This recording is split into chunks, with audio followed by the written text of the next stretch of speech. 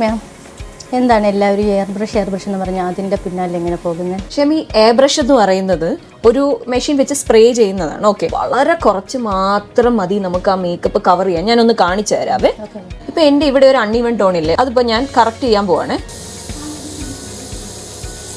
നോക്കിക്കേ, വേറൊരു പ്രത്യേകത, നമ്മുടെ സ്കിന്നിൽ ചുളിവുകളും എല്ലാം കാണുമല്ലോ, അതിൻ്റെ ഇടയിലേക്കും എയർ ബ്രഷ് സ്പ്രേ ചെയ്തു പോകും. അതുകൊണ്ട് തന്നെ വളരെ കുറച്ച് ഫൗണ്ടേഷൻ മതി നമ്മുടെ സ്കിന്നെ ഈവൻ ആക്കാൻ. ഷെമി, എയർ ബ്രഷിന് ഒരുപാട് പ്രത്യേകതകളുണ്ട്. അതെ, ഫൈൻ ലൈൻസിൻ്റെ അകത്ത് വരാൻ മേക്കപ്പ് കയറിയത് കണ്ടോ, അൺഈവൻ ടോൺ കറക്റ്റ് ആയത് കണ്ടോ. ഈ ടിഷ്യൂ പേപ്പർ വെച്ച് ഞാൻ